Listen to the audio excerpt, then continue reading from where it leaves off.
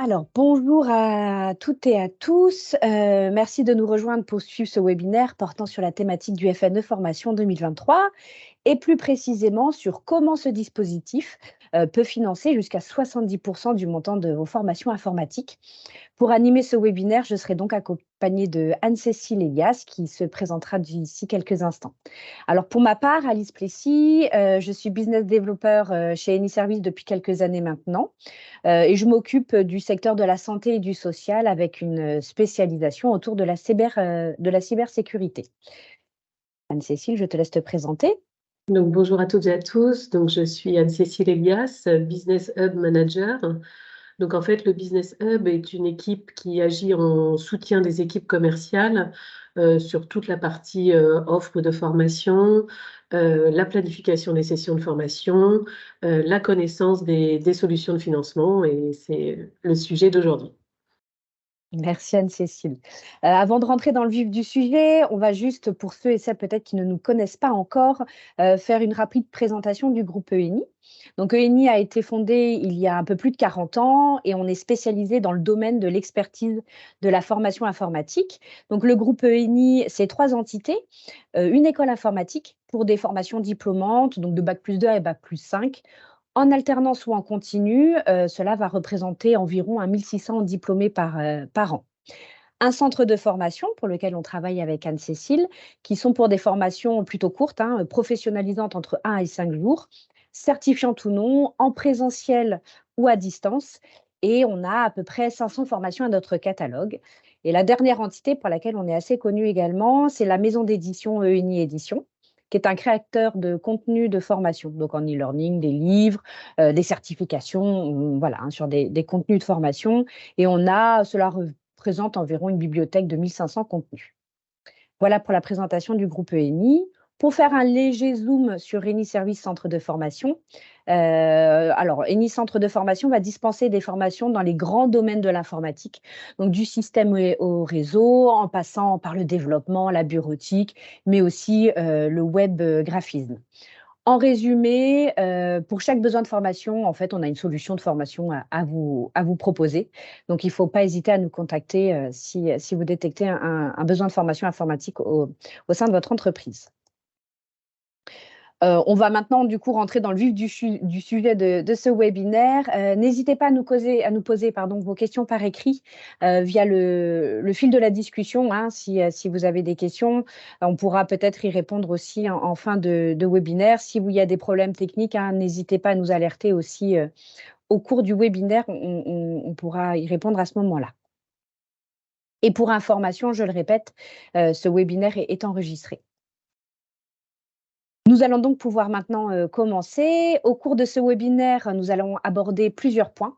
Je vais tout d'abord faire une présentation plutôt du cadre général du FNE Formation 2023 et puis Anne-Cécile fera plutôt un focus sur les OPCO. Le FNE Formation 2023, c'est quoi? Alors, quelles sont les orientations du FNE en 2023? Donc, le FNE est maintenant reconnu comme un instrument au service des transitions. Il va apporter en fait des réponses sous forme de formation adaptée en cas de crise. Alors, on l'a vu sur la crise du Covid-19, mais cela apporte aussi des réponses en cas de besoins spécifiques. Dans le contexte actuel, ce sont les besoins de formation liés aux grands événements sportifs, comme la Coupe du monde de rugby qui a commencé ou les Jeux olympiques en 2024. Une instruction du 21 avril 2023 a fixé les modalités de mobilisation du FNE Formation et a également fixé le conventionnement entre l'État et les OPCO. Petite précision, les OPCO peuvent compléter ces conditions du cadre général et appliquer des mesures de régularisation, mais on verra ça un peu plus tard dans ce webinaire. Vraiment, la nouveauté de ce FNE Formation 2023, c'est qu'on a 4 axes prioritaires. La priorité numéro 1, c'est la transition écologique. La priorité numéro 2, c'est la transition alimentaire et agricole. La priorité numéro 3, c'est la transition numérique. Et enfin, la priorité numéro 4, c'est l'accompagnement des grands événements sportifs. Et pour ce FNE Formation 2023, on a un financement qui est plafonné à 3 millions d'euros par projet de formation, ce qui est assez conséquent. Quelles entreprises sont éligibles et pour quels salariés? Alors, Une nouveauté dans ce FNE formation, sont éligibles toutes les entités exerçant une activité économique. Donc, y compris celles exerçant une activité artisanale, d'autres activités à titre individuel ou familial, les sociétés de personnes ou les associations. Finalement, toutes les entités économiques, quelle que soit leur taille et leur statut. En revanche, comme avant, ça ne change pas. Tous les salariés sont concernés, qu'ils soient en CDI, en CDD, à temps plein ou à temps partiel. Par contre, sont exclus les contrats d'apprentissage et de professionnalisation. Et toujours, voilà, là, quelque chose qui ne change pas, c'est qu'on a un ciblage prioritaire sur les formations favorisant le maintien dans l'emploi et l'employabilité des seniors. Donc un ciblage prioritaire sur les 55 ans et plus. Alors, même si ce cadre a été un petit peu élargi, hein, les employeurs doivent respecter bien évidemment des obligations. La principale, c'est qu'ils s'engagent à maintenir le salarié dans l'emploi pendant toute la durée de la formation. En cas de non-respect, hein, l'OPCO peut demander bien évidemment le remboursement de l'aide versée. Autre obligation de l'employeur, ou pardon, l'autre obligation de l'employeur, c'est la part des coûts de l'action de formation non prise en charge au titre du FNE formation va être à la charge de l'employeur. On parle ici du reste à charge, hein. Attention cependant aux règles de cumul. Alors, cette aide n'est pas cumulable avec les aides de formation versées dans le cadre du règlement dit des minimis, et tout autre cofinancement public des actions de formation est exclu. Là, je parle de l'utilisation, par exemple, du CPF, hein, pour cofinancer le FNE formation. Ça, c'est pas possible dans le cadre du FNE formation 2023. En revanche, pour alléger les coûts, les OPCO vont pouvoir apporter des cofinancements privés. Donc à partir des fonds conventionnels, donc ça c'est les fonds en fonction des accords de branche professionnelle, ou à partir de versements volontaires des entreprises. Si on fait un focus sur la transition numérique, qui est vraiment l'axe qui nous intéresse aujourd'hui et dans le cadre, nous, des formations qu'on peut dispenser au sein du groupe ENI, on va faire ce focus sur la transition numérique. Donc, concernant cette transition numérique, le FNE Formation 2023 va cibler les formations en lien avec les 3 points suivants.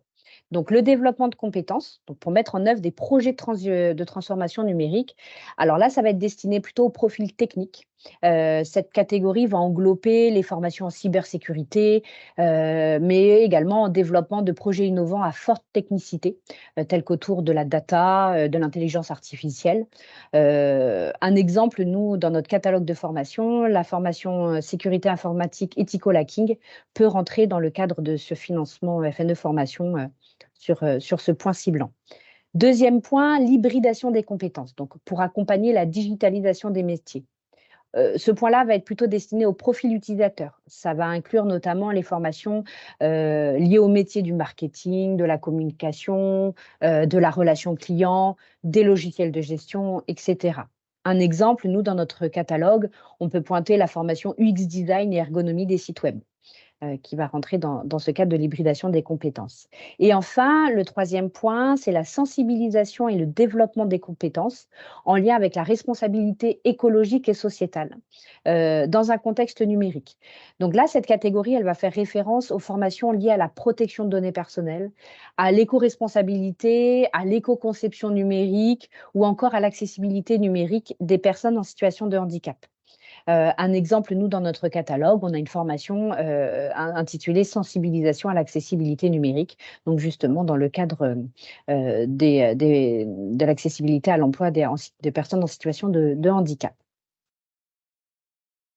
Quelles sont les actions du coup de formation qui peuvent être éligibles dans le cadre du FNE Formation 2023? Alors, une nouveauté ici, toutes les actions de formation sont éligibles.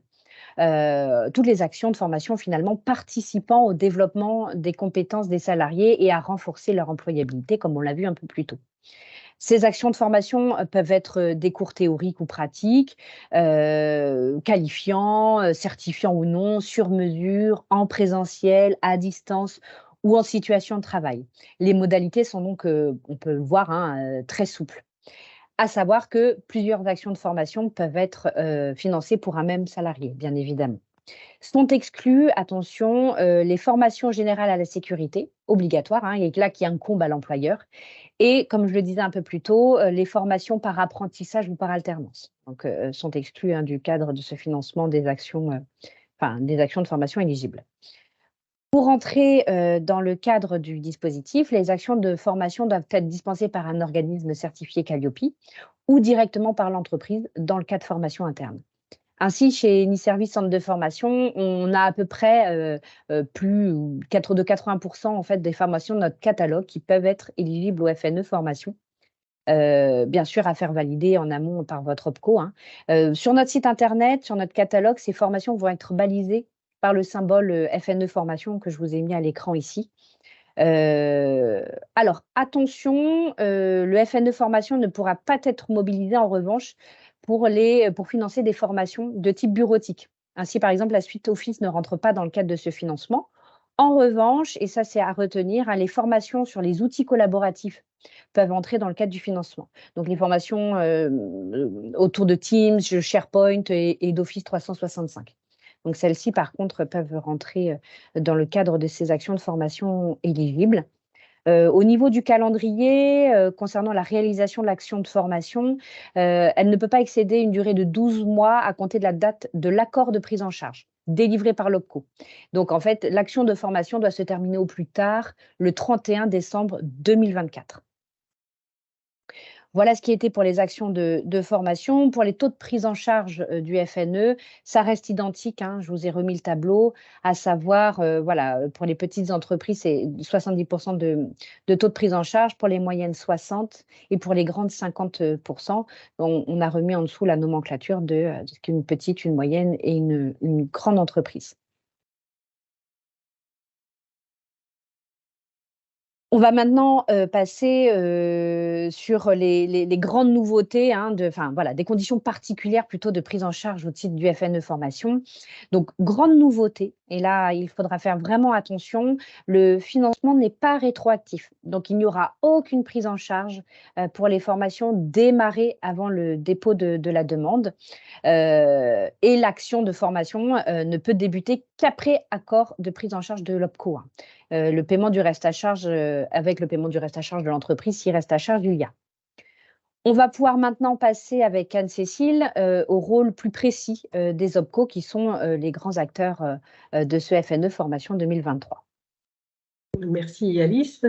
Donc, comme vous l'a dit Alice, l'instruction du 21 avril 2023 a défini donc, le cadre général de mobilisation du FNE 2023.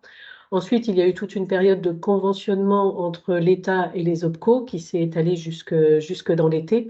Et du coup, voilà, la mise en place effective a eu lieu pendant l'été et donc vraiment maintenant à la rentrée. Ce qu'il faut retenir, c'est que comme auparavant, les OPCO restent les grands décisionnaires et les grands acteurs de la mise en place du FNE formation. Et donc, à ce titre, ils sont responsables de la gestion des ressources budgétaires et de la validation des demandes de financement.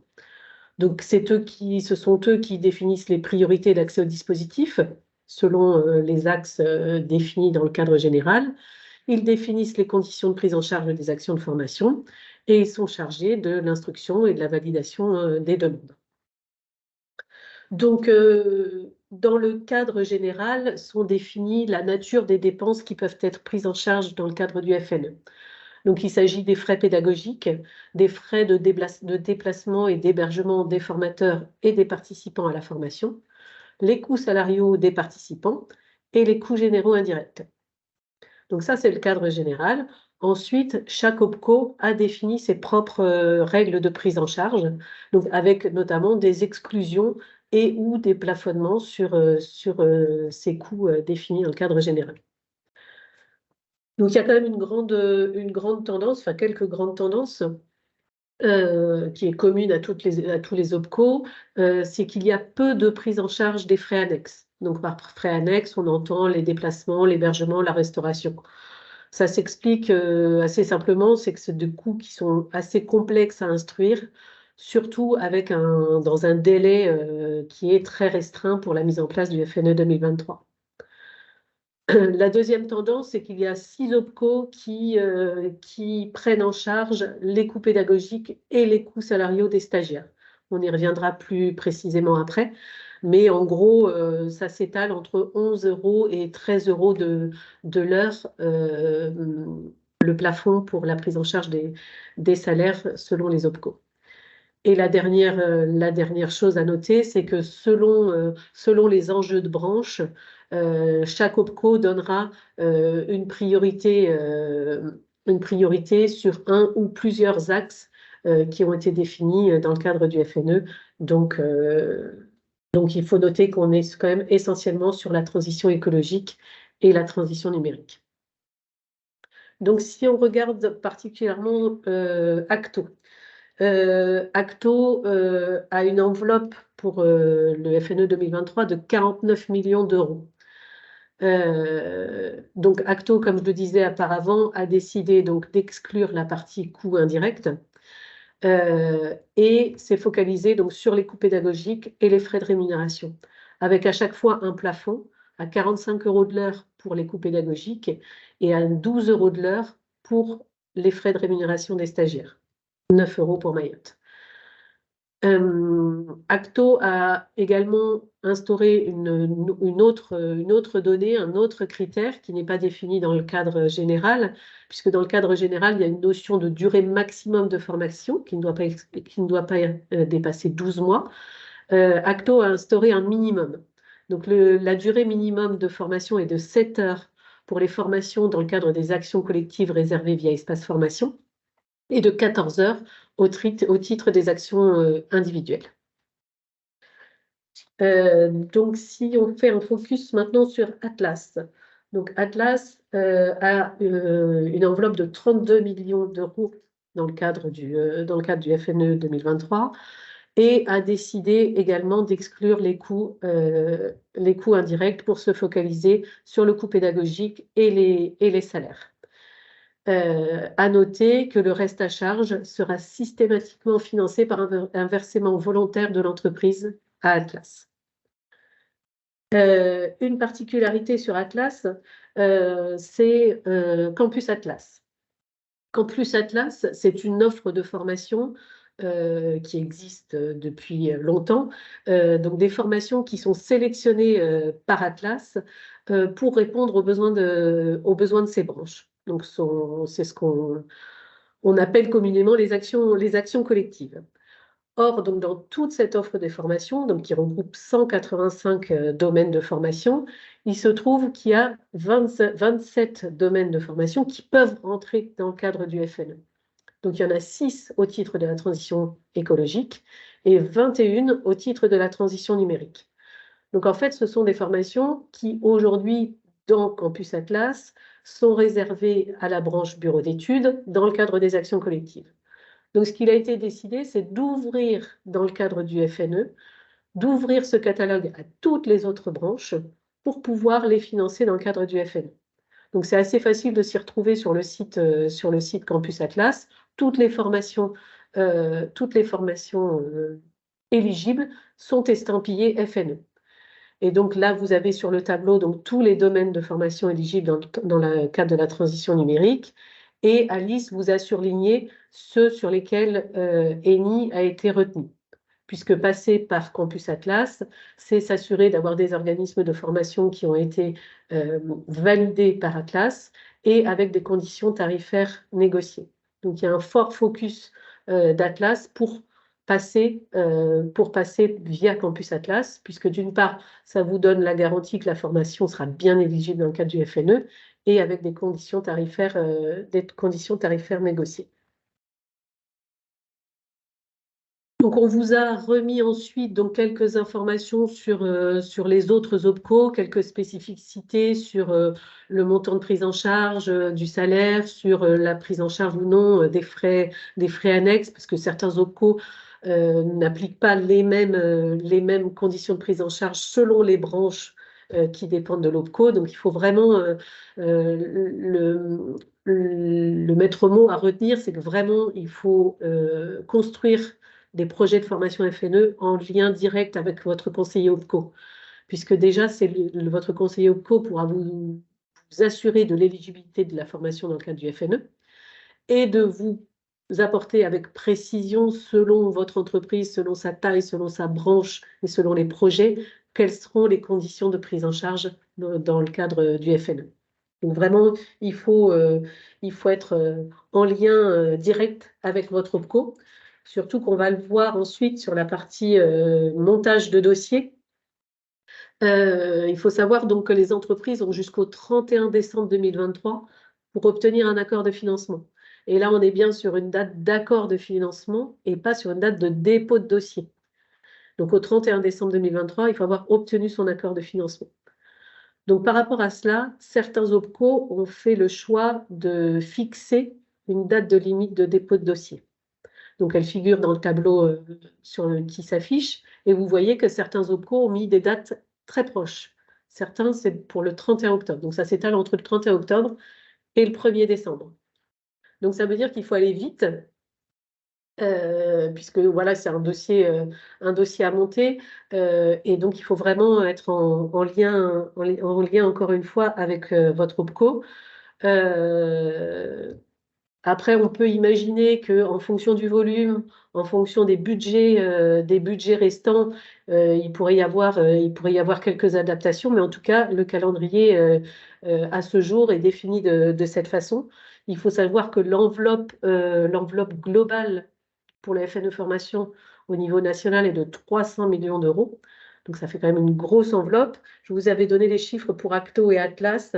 Et on a quand même Opco 2i qui a 75, une enveloppe de 75 millions d'euros également. Donc ça, c'est les trois plus gros. Voilà sur la partie Opco. Je vais te laisser conclure, Alice. Oui, alors ce qu'il faut retenir finalement autour de ce FNE Formation 2023, au vu des dates de dépôt de dossier de certains OPCO, il faut ne pas tarder à monter en fait votre dossier de demande de financement. Donc en identifiant vos besoins de formation, donc là on peut vous accompagner si vous avez des besoins de formation autour du thème de la transition numérique. Comme je vous expliquais, on a tout notre catalogue de formation avec plus de 80% des formations éligibles au FNE. Donc, n'hésitez pas à nous contacter pour qu'on puisse identifier avec vous les besoins, voilà, faire un argumentaire s'il y a besoin, puisque certains OPCO demandent des argumentaires sur les formations. Donc, on peut vous accompagner là-dessus. Et en parallèle, contactez votre conseiller OPCO pour déposer votre projet de formation et valider son éligibilité au FNE formation. Donc voilà, il faut vraiment faire les choses en parallèle assez rapidement, donc en identifiant le besoin et surtout en contactant votre conseiller OPCO. Et ce qu'il faut rappeler aussi, c'est que toutes les entités économiques sont éligibles, tous les salariés sont concernés et toutes les actions de formation rentrant dans le cadre des axes prioritaires. Donc les 4 axes qu'on a cités plus tôt. Le cadre a été élargi. Anne-Cécile vous l'a rappelé, les montants sont assez conséquents. Donc voilà, ce qu'il faut retenir, c'est qu'il ne faut pas tarder. Et puis voilà, une fois vos besoins identifiés, de monter les dossiers pour avoir l'accord de financement rapidement. Voilà ce qu'il fallait retenir pour ce FNE Formation 2023. On va pouvoir maintenant passer aux questions-réponses. Alors, je vois qu'il y a quelques demandes dans le fil de la conversation. Voilà. Est-ce que les formations internes sont prises en charge dans le cadre du FNE Formation? Alors ça, je l'expliquais en tout début de webinaire. Les formations de sécurité, donc incombant, les formations obligatoires incombant à l'employeur ne rentrent pas dans le cadre du FNE Formation. Donc, si c'est des formations internes obligatoires à votre employeur, ce ne sera pas financé par le FNE Formation 2023. Ah, on a une date, Anne-Cécile, sur l'OPCO Atlas. Alors, l'OPCO Atlas fait partie des OPCO qui ont décidé de ne pas mettre de date limite de dépôt de dossier. Comme un certain nombre d'autres. Donc c'est pour ça qu'il vaut mieux aller vite. Peut-être quand même compter, on ne sait pas encore l'affluence de dossiers qu'il va y avoir et la capacité des OPCO à gérer ce volume, même si voilà, certains nous ont déjà dit que c'était vraiment la priorité sur la fin de l'année. Donc il vaut mieux, oui, compter un mois, je pense, pour être sûr. Et ce qu'il faut savoir, c'est que le focus qui est mis sur les formations Campus Atlas permet aussi d'avoir un traitement un peu plus systématique et un peu plus automatisé et donc plus rapide.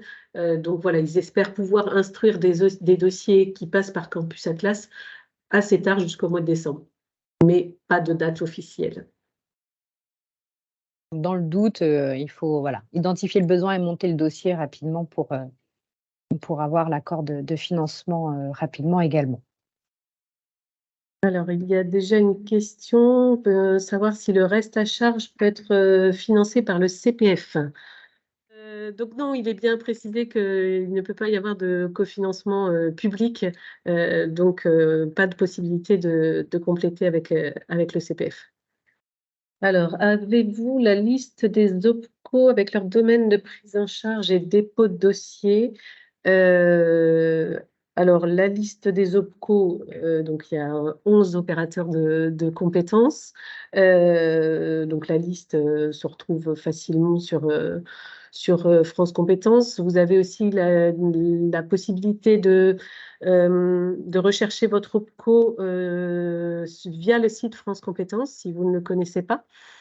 Et puis après, sur le domaine de prise en charge et dépôt de dossier, il vaut mieux se rapprocher de vos OPCO, sachant que sur la partie dossier, en général, il sera constitué d'une demande de subvention spécifique FNE, dans lequel il faudra argumenter sur l'intérêt du projet de formation dans le cadre de la transition numérique de votre entreprise.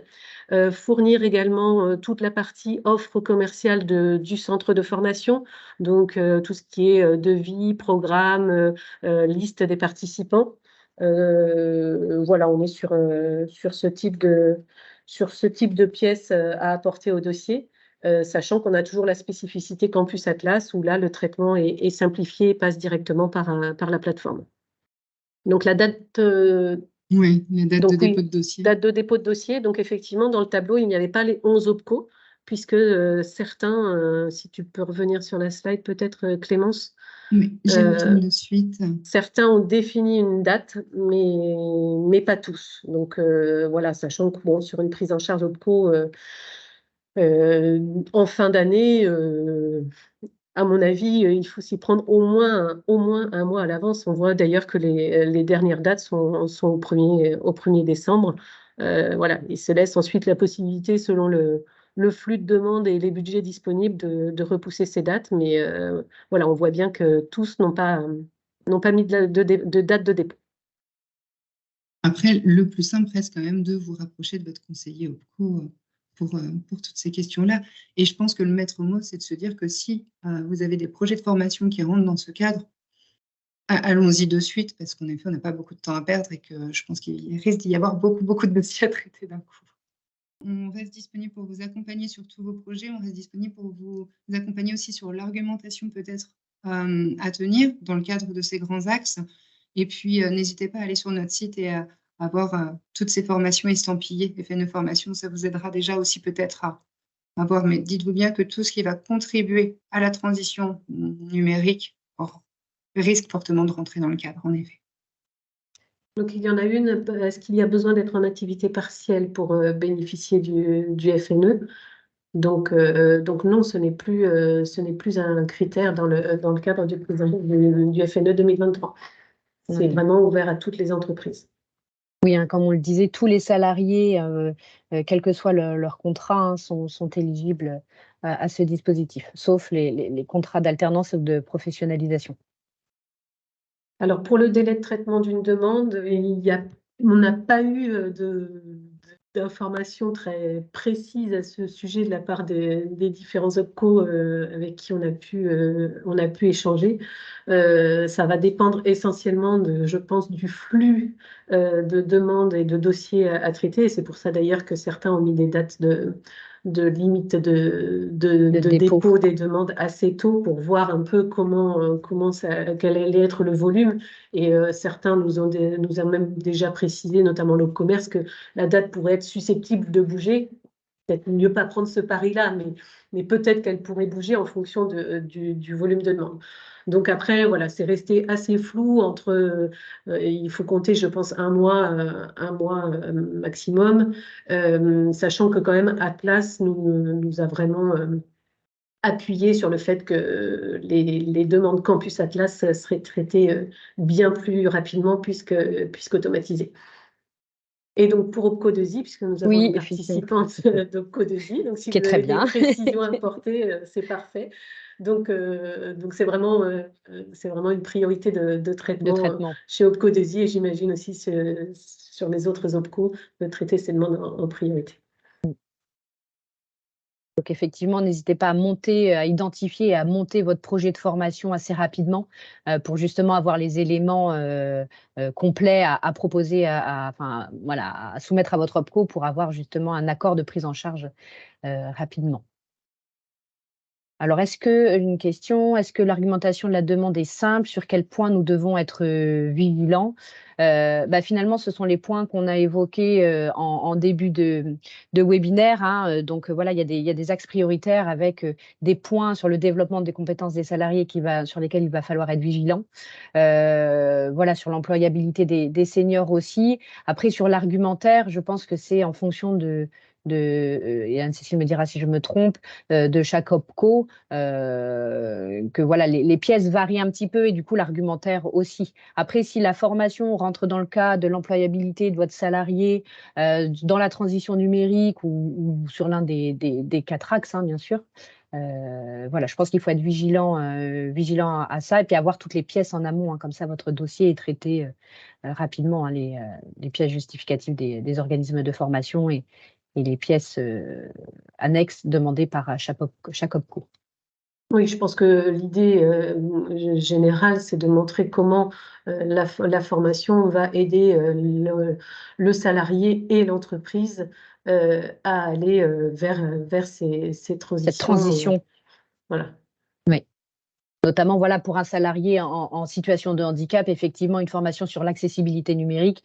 Voilà, ça, c'est des exemples vraiment très précis sur l'employabilité du salarié qui, je pense, rentre totalement dans le cadre du FNE et sur une demande, en tout cas, presque sûre d'aboutir.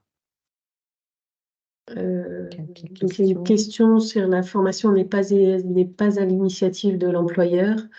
Là-dessus, il faudrait peut-être qu'on vous recontacte Oui, pour échanger plus concrètement sur le projet et sur l'implication ou non de votre employeur à un moment donné de la formation. S'il n'y a pas du tout, il va rester le CPF.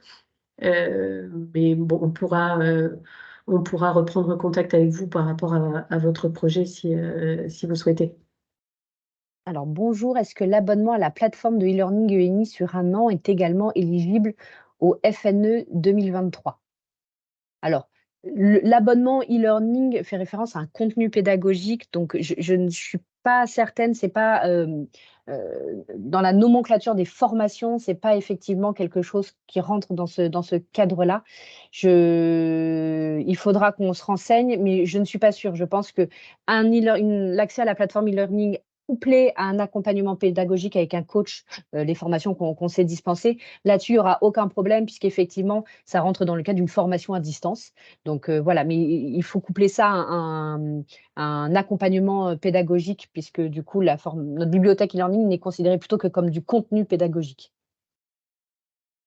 Je pense que finalement, la base, c'est de monter votre dossier de formation et puis